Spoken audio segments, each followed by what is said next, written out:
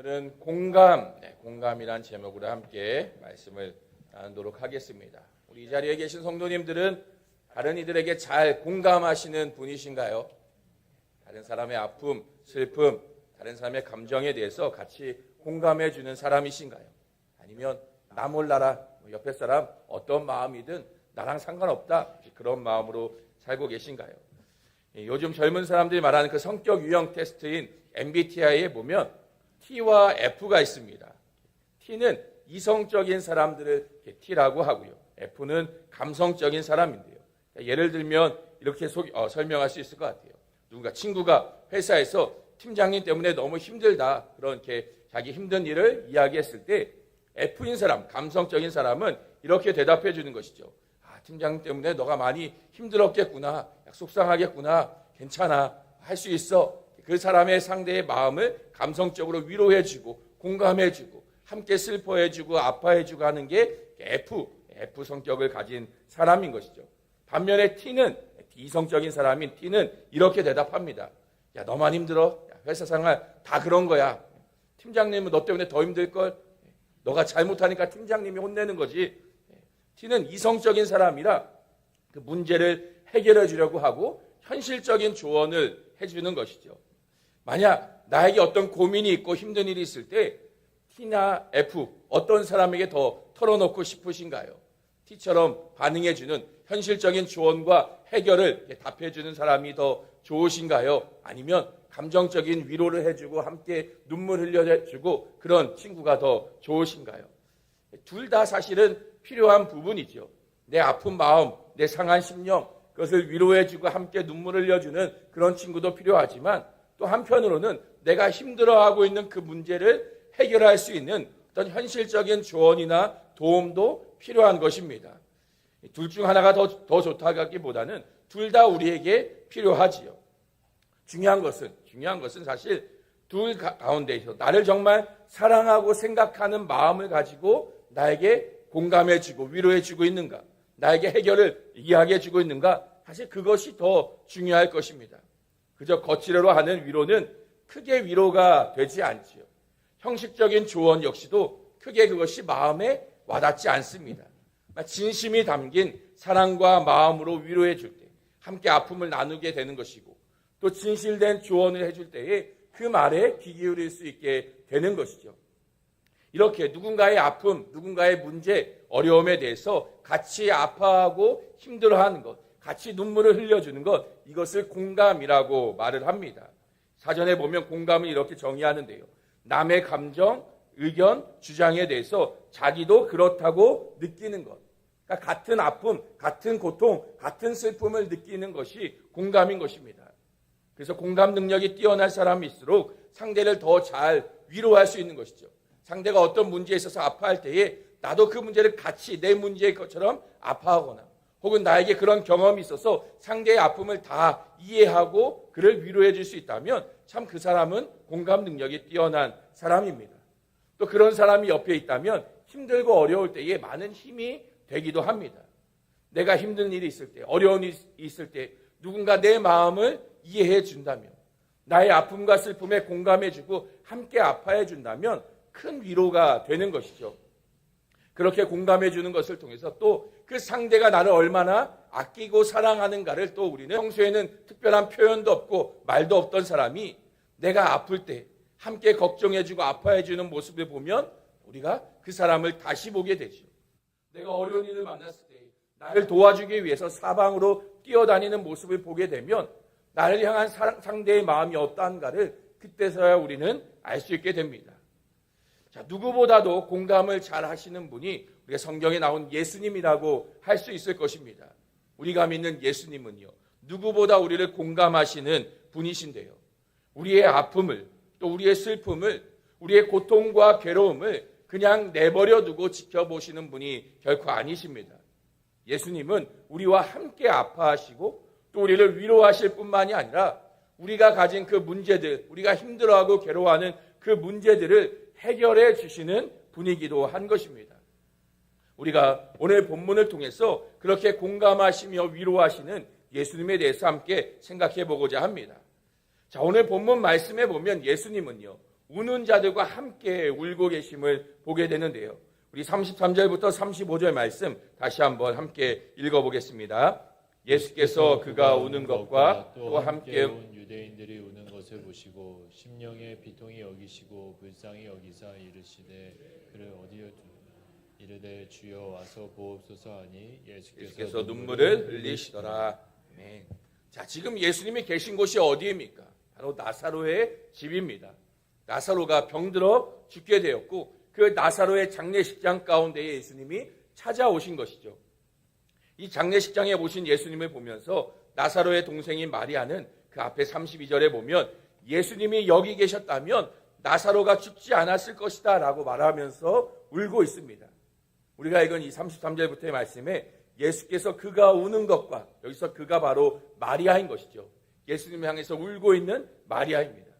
예수님이 계셨으면 나사로가 죽지 않았을 것입니다. 마리아가 울며 예수님을 향해 말하고 있습니다. 마리아의 그 말이 틀린 말은 아니죠. 예수님은 어떤 사람이라도 병든 자들을 다 고치시는 분이십니다. 만약 예수님이 나사로가 죽기 전에 오셨다면 아마 예수님은 그 나사로의 병을 충분히 고치실 수 있었을 것입니다. 그런 마음에 마리아와 마르다는 나사로의 동생인 마리아와 마르다는 나사로가 죽기 전에 사람을 예수님께 보내기도 합니다. 지금 나사로가 병들어 죽게 되었습니다. 예수님께 사람을 보내어서 그 소식을 전해주었지요. 혹시나 예수님이 이 소식을 듣고 오셔서 나사로를 고쳐주지 않으실까 기대하는 마음으로 사람을 보낸 것입니다. 그런데 예수님이 언제 오시나요? 이제서야 오신 것이죠. 나사로가 이미 죽은 뒤에나 예수님이 오셨습니다. 이제야 오신 예수님을 보면서 마리아는 눈물을 흘리고 있는 것이죠. 이제 끝났구나. 나사로가 살아있을 때만 오셨어도 나사로가 고침받고 살 수 있었을 텐데 이제는 죽어서 예수님이 오셨지만 이미 나사로는 죽었습니다. 슬퍼하며 그 형제를 잃은 마음에 애통하고 있는 것입니다. 또 그런 마리아를 보면서 주위의 사람들도 함께 울고 있습니다. 또 예수님도 그 눈물을 흘리는 그들을 바라보시면서 눈물을 흘리고 있는 모습이 지금 오늘 본문의 말씀인 것이죠. 그러니까 우리가 흔히 생각하는 장례식장에 슬퍼하며 애도하는 사람들의 모습이 오늘 본문의 말씀입니다. 제가 목사로서 가장 힘들 때가 장례식장에 갈 때인데요. 결혼식장은 가서 축하합니다. 말 한마디만 해도 사실 다른 말을 하지 않아도 됩니다. 그러나 장례식장에 가면 참 무슨 말을 해야 할지 참 잘 모르겠습니다. 괜찮습니다. 천국에서 우리가 다시 만날 것입니다. 라고 말을 한다고 해서 물론 맞는 말이지만 사랑하는 사람을 잃은 사랑하는 사람과 이별을 맞은 그 유가족들에게 그 말이 얼마나 위로가 될까 생각해 보면 참 선뜻 말하기가 어렵습니다. 물론 나이가 많아서 세상을 떠나신 부모님의 장례라면 우리가 호상이라고 말하는 그런 장례라면 뭐 그 말이 어느 정도 위로가 되지요. 부모님 내가 다시는 볼 수 없지만 천국에서 다시 만날 수 있을 거야. 그런 마음에 장례 가운데에 그 말이 위로가 될 것입니다. 근데 만약 젊은 나이에 자녀를 혹은 배우자를 잃은 그런 장례라면 생각지도 못한 사고로 죽임을 당한 그런 장례의 유가족들이라면 천국에서 다시 만난다라는 그 말이 당장에 크게 마음에 와닿거나 위로가 잘 되지 않을 것이라 생각되어집니다. 또 만약 그 죽임을 맞은 그 장례의 주인공이 믿지 않는 사람이라면요. 믿지 않고 죽어 장례를 치르고 있다면 그 가족들에게 뭐라고 말을 해야 될지 참 어렵습니다. 천국에서 다시 만납니다. 라는 말은 사실 하면 해도 될까요? 모르겠습니다. 믿지 않고 죽었으면 사실 우리가 아는 믿음과 신앙은 천국에 가지 못하는 거죠. 그런 사람들에게 천국에서 그래도 만날 수 있습니다 라고 말하는 것은 우리의 신앙에 어긋나는 사실 거짓이지 않습니까? 또 그렇다고 그런 사람들 앞에서 이렇게 예수 안 믿고 죽으면 지옥 갑니다. 예수 똑바로 믿으세요 라고 말하기도 장례식장에서는 어려운 일이죠. 그러니까 뭐라고 말해야 할지, 특히나 믿지 않는 사람의 그 장례에는 무슨 말을 해야 될지 참 어렵습니다. 그래서 장례식은 항상 어려운 것 같아요. 그죠? 오늘 말씀의 예수님처럼 그냥 아무 말 안 하고 울어주는 것 말고는 방법이 없는 것 같습니다.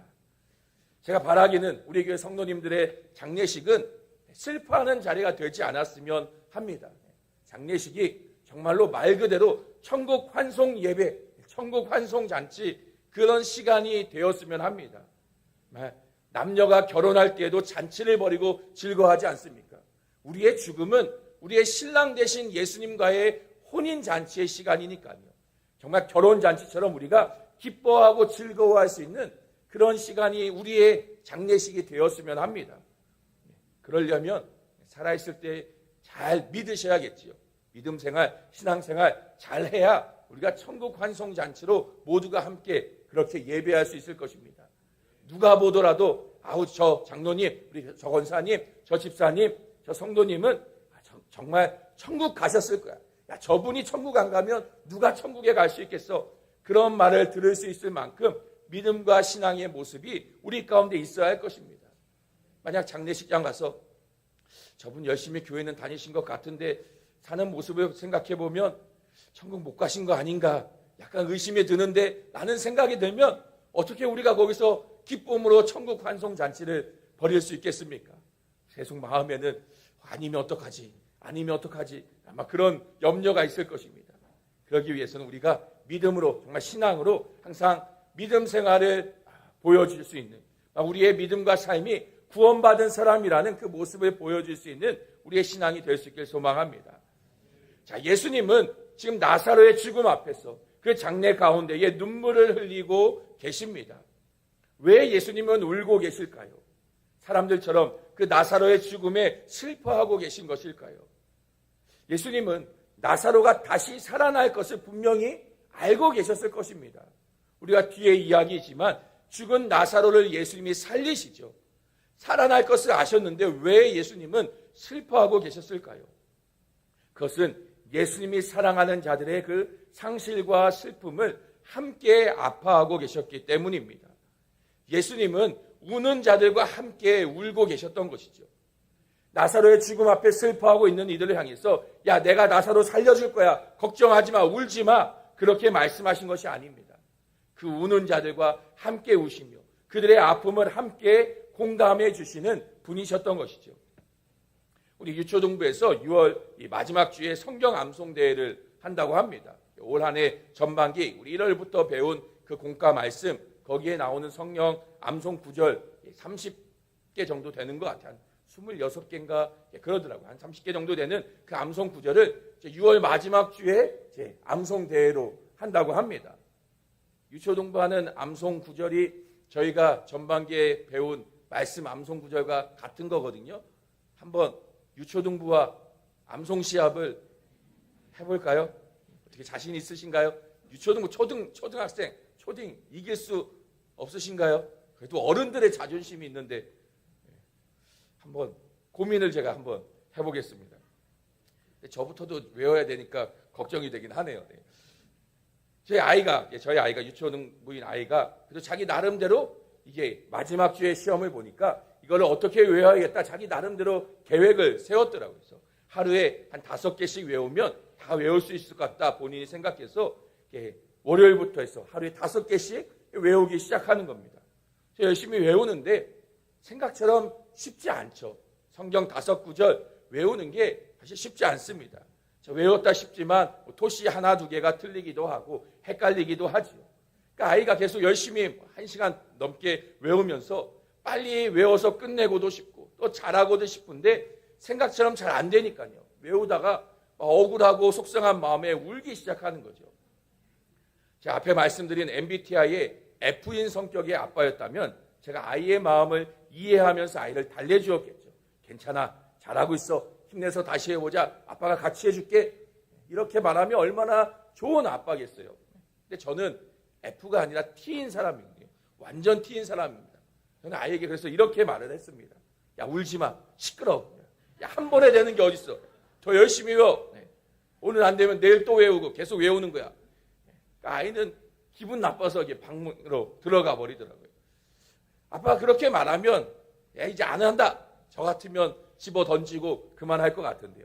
그래도 끝까지 방에 들어가서 계속 외우는 것을 보면서 참 대견하다라는 생각이 들었습니다. 만약 둘째 아들이었으면 시작도 안 했을 것 같아요.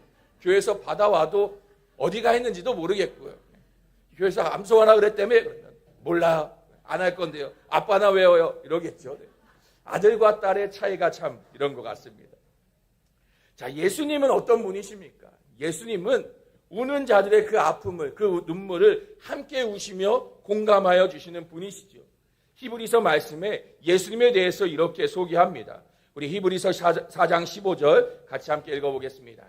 우리에게 있는 대제사장은 우리의 연약함을 통정하지 못하실 이가 아니요 모든 일에 우리와 똑같이 시험을 받으신 이로되 죄는 없으시니라. 아멘. 예수님은 우리의 슬픔과 아픔을 이해하시고 공감하시며 함께 슬퍼하시고 아파하시는 분이십니다. 우리의 연약함을 이해하시고 동정하시는 분이라 소개하고 있지요. 그리고 그분의 위로와 공감은, 그 동정하시는 그 마음은 그저 형식적인 위로가 결코 아닙니다. 그분은 우리를 위로하시기 위해서 우리와 똑같은 그 시험을, 그 모든 아픔과 괴로움을 다 당하신 분이신 것이죠. 그렇게 우리의 모든 아픔을 다 알고 이해하시는 분이십니다. 우리와 똑같이 시험을 받으신, 그럴 이유도 그럴 필요도 없으신데 우리와 같은 그 아픔과 고통의 자리 가운데에 나아오신 분이십니다. 우리와 같은 사람이 되셔서 이 땅 가운데 찾아오셨고요. 우리가 당하는 모든 고통의 자리에, 그 아픔의 자리에 나아가셔서 똑같이 다 당하신 분이 예수님이십니다. 예수님은요, 저 멀리서 그저 우리의 고통을 말로만 괜찮다 위로하신 분이 아니셨습니다. 고통당하고 있는 우리의 삶에, 괴로움과 슬픔에 살아가고 있는 이 땅 가운데 찾아오셔서 우리의 모든 그 마음을 공감하시고 위로해 주시는 분이 바로 예수님이신 것입니다. 지금 우리는 어떤 아픔과 슬픔 가운데 있으신가요? 어떤 슬픔에 눈물을 흘리고 계십니까? 어떤 괴로움 가운데 힘들어하고 계십니까? 그것이 어떤 것이라 할지라도 예수님 앞에 가지고 나오시기 바랍니다. 예수님께서는요, 누구보다도 세상의 어떤 사람보다도 더 진정한 공감으로, 또 진정한 위로로 우리와 함께 눈물을 흘리시며 아파해 주실 것입니다.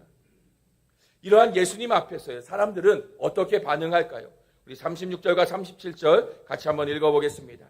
이에 유대인들이 말하되 보라 그를 얼마나 사랑하셨는가 하며 그중 어떤 이는 말하되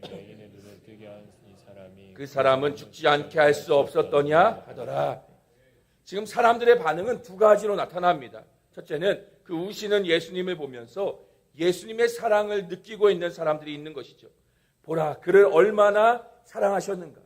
그러니까 예수님께서 마리아를, 또 죽은 나사로를 얼마나 사랑하셨는지 예수님의 눈물 흘리시는 모습을 보면서 예수님의 사랑을 생각하는 자들이 있었습니다. 그런데 또 한편에는 어떻습니까? 맹인의 눈을 뜨게 한 이 사람이 그 사람은 죽지 않게 할 수 없었더냐. 그러니까 다르게 말하면 뭐하다 이제 나타나서 울고 있냐. 진작에 와서 그를 살려줬으면 안 되겠느냐. 그렇게 책망하고 있는 것이죠. 우리는 어느 편에 속하는 사람입니까? 문제를 만나고 어려움을 당할 때에 우리를 위로하시고 공감하시는 그 예수님의 사랑을 경험하며 깨닫습니까? 아니면 왜 나에게 이런 문제를 주시느냐라고, 왜 나에게 이런 아픔과 슬픔을 주냐라고 하나님을 향해, 예수님을 향해서 원망하고 있지는 않습니까? 우리가 문제 앞에서 또 고난을 당할 때에, 또 슬픔과 괴로움의 시간 가운데에 우리를 향하신 하나님의 사랑을 깨닫게 되기를 소망합니다. 그 고통 가운데 찾아오시고 함께 하시는 그 하나님을 경험할 수 있기를 소망합니다. 예수님은 이렇게 우리의 아픔과 슬픔을 함께 눈물을 흘리시며 공감하시는 분이십니다. 그러나 예수님의 공감은 그저 마음으로만 공감하시는 분이 아니셨습니다. 예수님은요, 그 아픔까지도, 그 슬픔의 문제, 그 괴로워하는 그 문제를 해결하시는 분이기도 하셨습니다. 우리 33절 말씀 다시 한번 함께 읽어보겠습니다. 예수께서 그가 우는 것과 또 함께 온 유대인들이 우는 것을 보시고 심령에 비통히 여기시고 불쌍히 여기사. 지금 죽음 앞에서 눈물 흘리는 사람들을 보시면서 예수님은 심령에 비통히 여기셨다라고 말합니다. 38절에도 보면 속으로 비통히 여기시며 무덤에 가셨다라고 말합니다. 예수님이 지금 비통히 여기셨다라는 말을 두 번 반복해서 성경이 말하고 있죠. 성경에서 반복해서 말하는 것은 중요한 것입니다. 지금 예수님이 비통히 여기시고 있는 것, 아주 중요한 것으로 표현하고 있는 것이죠. 이 비통히 여기다, 이 말이 무슨 뜻입니까? 슬퍼하다라는 의미를 가지고 있는 말이 비통히 여기다라는 말입니다. 그냥 이 말은 다른 의미를 가지고도 있는데요. 분노하다, 책망하다라는 의미를 가지기도 합니다. 마치 전쟁터에 나가는 장수가 적군을 향한 그 의로운 분노를 가지는 그런 마음처럼요. 어떤 범죄를 행한 그런 범죄자를 바라보면서 그를 처벌하고자 하는 그런 의로운 마음을, 의로운 분노심을 가지고 있는 그런 마음, 그것이 지금 오늘 말씀에서 말하고 있는 심령의 비통히 여기시고 불쌍히 여기셨다라는 말의 의미인 것이죠. 그러니까 예수님은요, 지금 단순히 슬퍼하고 계신 것이 아니라 분노하고 계십니다. 무엇에 대해서 슬퍼하며 분노하십니까? 그가 우는 것과 또 함께 온 유대인들이 우는 것을 보시고 사람들이 울고 있는 모습을 보시며 슬퍼하며 분노하십니다. 그들이 왜 울고 있습니까? 나사로가 죽었기 때문에 그 죽음 앞에서 울고 있는 것이죠. 이들의 그 슬픔과 애통하는 모습을 보시면서 예수님은 슬퍼하며 분노하십니다. 그들이 믿음이 없기 때문에 그럴까요? 죽은 나사로 앞에서 예수님이 찾아왔음에도 여전히 슬퍼하고 있는 그 믿음 없는 모습 때문에 예수님이 그들을 향해서 분노하시는 것일까요? 그렇지 않습니다. 여전히 죽음 앞에 슬퍼하고 있는 그들의 모습 때문에 그들을 향한 분노가 아니라 만약 예수님이 그들을 향한 울고 있는 자들이 믿음 없어서 분노하시고 그들을 책망하시고자 하셨다면 풍랑을 만났을 때의 그 제자들을 향해 책망하신 것처럼 직접적으로 그들에게 믿음 없다 말씀하실 것입니다. 풍랑을 만난 제자들, 그 두려움 앞에서 제자들은 예수님 앞에 예수님을 깨우며 살려달라고 빌고 있죠. 그 앞에 예수님은요, 그들을 향해, 제자들을 향해서 믿음이 없는 자들아 라고 책망하십니다. 너희 믿음이 어디 있느냐? 그들을 향해서 믿음이 없다고 책망하시죠. 예수님과 함께하고 있음에도 풍랑 속에서 두려워하고 있는 제자들을 책망하셨던 예수님입니다. 그러나 지금 여기서 예수님이 비통히 하시는 그 분노하시는 것은 그 사람들이 아닌, 울고 있는 사람들이 아닌 바로 죽음을 향해서 분노하고 계신 것이죠.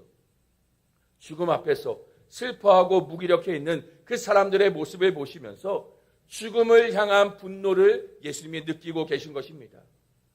예수님이 왜 죽음을 향해 분노하실까요?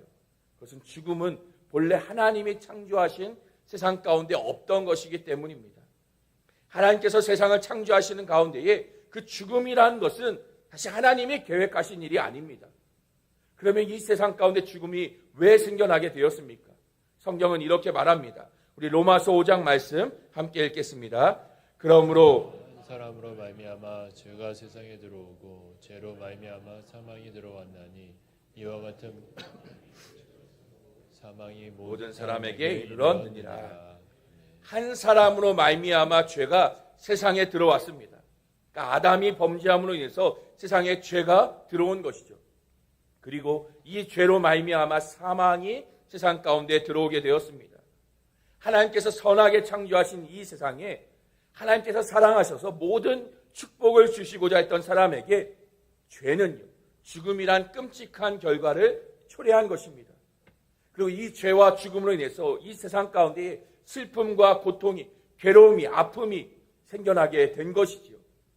마치 평화로운 가정 가운데 찾아와 해를 가한 강도 같은 것이 죄이며 죽음인 것입니다. 하나님의 형상대로 지음받은 사람을 파괴하는 그 죽음 앞에서, 그리고 그 죽음을 바라보며 애통하고 슬퍼하는 사람들을 보면서 예수님은요, 함께 슬퍼하실 뿐만이 아니라 그 죽음을 향한 분노를 내고 계신 것입니다. 성경에 보면 예수님이 눈물을 흘리시는 장면이 3번 나오는데요. 예루살렘으로, 이제 십자가의 그 죽음을 위하여서 예루살렘으로 들어가실 때에 그 성을 바라보며, 예루살렘 성을 바라보시며 우시는 장면이 나옵니다. 그 멸망할 예루살렘과 여전히 깨닫지 못하는 그 사람들을 생각하면서 그 죄에 대해서, 그들의 당할 죽음에 대해서 예수님이 눈물을 흘리신 것이죠. 또 겟세마네 동산에서 십자가의 죽음을 눈앞에 두시고 기도하시는 가운데에 예수님은 눈물을 흘리셨습니다. 이제 모든 죄를 짊어지고 죽음으로 나아가야 하는 그 앞에서 눈물을 흘리시며 기도하셨던 예수님이신 것이죠. 그리고 오늘 본문에서 나사로의 죽음 앞에서 눈물을 흘리고 계십니다. 그러니까 예수님이 눈물을 흘리신 장면은 모두 다 죄로 인한 죽음 앞에서 예수님은 눈물을 흘리시는 것이죠. 죄로 인해 벌어진 그 죽음이라는 사람이 당하는 고난 앞에서 그 눈물을 흘리시며 사람의 슬픔을 함께 눈물로 슬퍼하신 예수님이십니다. 뿐만 아니라 사람에게 그런 슬픔과 아픔을 주는 죄와 사망을 향해서 예수님은 분노하고 계신 것입니다. 어떤 이들은 하나님이 또 예수님이 분노하시는 것을 잘 이해하지 못하는 사람들이 있기도 합니다. 사랑이신 하나님께서, 인자하시고 자비하신 예수님께서 어떻게 분노할 수 있느냐 묻기도 합니다. 그러나 예수님의 분노는 사랑에 대한 또 다른 표현이라고 말할 수 있습니다. 사랑하시기 때문에 분노하시는 것이죠. 집에 만약 강도가 들어와서 강도가 아내를 죽였다면, 아내를 살해했다면 그 남편의 반응이 어때야 하겠습니까? 당연히 아내를 해친 그 강도를 향해서 분노하며 화를 내야 합니다. 내가 잡아 죽이겠다라고, 저 사람 내가 어떻게든 가만 안 두겠다라고 분노하는 것이 아내를 둔 남편의 당연한 반응이지요. 근데 만약 아내가 살해를 당하였어도 남편이 아무런 감정적인 표현을 하지 않는다면, 아무런 마음에 요동하지 않는다면요, 아마 경찰은 그 남편을 의심할지 모릅니다. 아마 그 강도와 짜고 치는 어떤 일이 아닌가, 혹시 그 남편이 사주한 것은 아닌가, 혹시 아내의 이름으로 들어놓은 생명보험금이 있지는 않은가, 아마 살펴보겠죠. 사랑하는 아내라면 당연히 아내가 해를 당했을 때에 분노하고 화를 내는 게 맞습니다. 내가 사랑하는 대상을 향해서 해를 가한 그 대상을 향해서 화내고 분노하는 것이 당연한 일인 것이죠. 죄에 대한 하나님의 분노는요, 오히려 우리를 향한 사랑을 보여주는 것입니다. 우리를 사랑하시기 때문에 우리의 고통에 함께 아파하시는 것이고요, 우리를 그렇게 해치는 죽음에 대해서 분노하시는 분이 바로 예수님이신 것이죠. 그래서 예수님이 어떻게 하십니까? 우리 38절 말씀 같이 한번 읽겠습니다. 이에 예수님께서 다시 무덤에 가시니 무덤이 구리라 돌로 막았거늘. 지금 예수님이 어떻게 하십니까? 그 무덤 앞으로 나아가십니다. 나사로가 묻혀있는 장사된 그 무덤 앞에 나아가시죠. 우리가 읽진 않았지만 이 뒤에 말씀이 무엇입니까? 그 무덤에 장사된 나사로를 살리시죠. 그 무덤에서 나오라 나사로를 부르셨고 나사로를 살리신 분이 예수님이십니다. 사람들을 슬퍼하게 만든 그 죽음의 문제를 해결해 버리신 것이죠. 예수님은요, 그저 방구석에 앉아서 분노만 하신 분이 아니십니다. 그저 말로만, 감정적으로만 분노하시고 슬퍼하는 자들에게 함께 울어주시기만 하신 것이 아닙니다. 그들이 슬퍼하고 있는, 아파하고 있는 그 문제를 해결하신 분이 예수님이신 것이죠. 예수님이 하신 공감은요, 감정적으로만의 공감이 아니라 그 문제를 해결하여 주시는 데까지 나아가신 것입니다. 그래서 미국의 팀 켈러 목사님은요, 고통에 답하다라는 그분의 책에 이렇게 말을 합니다. 기독교의 하나님은 고통의 문제에 대해 이론적인 설명을 넘어서 자신이 고통을 당하심으로써 그 해답을 주신다. 우리가 당하는 아픔, 우리가 당하는 고통, 우리가 흘리는 눈물에 대해서 예수님은 그저 공감하시고 그 아픔에 그 마음으로 위로해 주시는 것이 아니라 그 문제를 해결하시는, 자신이 그 아픔과 슬픔, 그 고통을 대신 당하심으로써 해답을 주시는, 해결하여 주시는 분이시라 말하고 있는 것이죠. 예수님은요, 우리의 아픔을 공감해 주시기 위해서 이 땅에 찾아오셨을 뿐만이 아니라 우리의 모든 아픔의 문제를 근원적으로 해결하시기 위해 오신 분이십니다. 그렇기 때문에 그분의 위로에는 힘이 있는 것이고요, 그분이 하시는 공감에는 능력이 있는 것입니다. 요즘 부르는 CCM 찬양 가운데에 공감하시네라는 제목의 찬양이 있습니다. 그 가사를 보면 이렇습니다. 혼자서만 세상을 사는 듯이 주가 멀어 보이기만 할 때 우리는 바라보아야 하네 우리에게 오셨던 그 주님을. 주님이 우리의 아픈 마음을 아시네, 가까이서 우리의 아픔에 공감하시네. 우리 가운데 찾아오셨던 그 주님이 우리의 모든 상황에 공감하시네. 오늘 설교 말씀의 모든 내용은 이 찬양의 가사가 담고 있는 것 같습니다. 예수님은요, 우리의 모든 상실, 우리의 모든 고통, 우리가 가진 외로움, 그 아픔과 슬픔, 모든 문제들을 다 아시는 분이십니다. 또 우리와 모든 것을 함께 하시고자 우리와 같이 되신 분이 예수님이신 것이죠. 우리에게 찾아오셨고 우리에게 그 눈물을 같이 흘리신 분이시며 그 고통의 자리 가운데 함께 계시는 분이 예수님이십니다. 그저 우리의 아픔을 알기만 하시는 것이 아니라 우리를 향해서 함께 눈물을 흘리시며 그 고통을 함께 감당하신 분이 예수님이신 것이죠. 눈물만 흘려주신 것이 아니라 그 모든 것을 해결하시며 우리의 눈물을 닦아주시는 분이 예수님이신 것입니다. 그 어떤 것이라도요. 그래서 우리는 예수님 안에서 위로함을 얻을 수 있는 것이고요. 우리의 모든 마음을 그분 안에서 공감받으며 해결함을 얻을 수 있는 것입니다. 우리는 그래서 예수님 앞에 우리의 모든 마음을 쏟아 놓을 수 있어야 합니다. 모든 아픔, 모든 슬픔, 그 어떤 눈물이라도 주님 앞에 우리는 쏟아 놓아야 하는 것이죠. 그리고 예수님이 주시는 참된 위로와 함께 눈물을 흘리시는 그 사랑을 우리는 경험해야만 합니다. 그 사랑이, 그 은혜가 우리를 살게 하기 때문입니다. 그리고 이제 우리도요. 우리가 받은 그 공감, 그 위로함을 가지고 누군가를 위로하며 공감할 수 있는 삶으로 우리가 나아가야 하는 것입니다. 우는 자들과 함께 울며 그들을 위로할 수 있는, 그들을 공감해 줄 수 있는 그리스도의 사랑을 나누는 우리의 삶이 되어야 할 것입니다. 예수님께서 우리를 찾아와 위로하신 것과 같이 우리도 아파하는 이들에게, 눈물 흘리는 자들에게 찾아가 함께 울고 함께 아파하며 그들의 그 슬픔과 고통 가운데에 함께 할 수 있는 자들이 되어야 하는 것이죠. 그리고 진정한 공감은요, 단순히 그 마음으로만의 함께 울고 아파하는 것이 아니라 그들이 눈물 흘리는 그 이유, 그들이 아파하는 그 문제에 우리가 할 수 있는 도움으로 함께 도우며 나눠줘야 하는 것입니다. 물질로 인해서 고통을 당하고 있는 이들이 있습니까? 함께 아파하며 우리가 가진 것을 할 수 있는 대로 나누어 주는 것이죠. 어떤 상처 때문에 아파하는 자들이 있다면 그 마음을 위로하면서 우리가 할 수 있는 사랑으로 그들의 상처를 품어주고 회복시켜 주어야 하는 것입니다. 그것이 진정한 하나님 안에서의 공감이며 진정한 회복을 시켜주는 것입니다. 우리가 그리스도 안에서 받은 그 위로함, 그 공감받은 것을 기억함으로 우리도 옆에 있는 지체들을 함께 위로하며 공감할 수 있는 우리 모두가 될 수 있길 소망합니다. 우리의 것이 나누어야 한다면 나누어 줌을 통해서, 그들에게 베풀을 것이 있다면 베풀어 줌을 통하여서 그들의 슬픔과 아픔 가운데에, 그들의 아파하고 있는 그 문제 가운데에 함께 나아가 그들이 일어서 회복할 수 있는 그 자리까지 나아갈 수 있도록 함께 공감하는 우리 모두가 될 수 있기를 간절히 주님의 이름으로 축원합니다.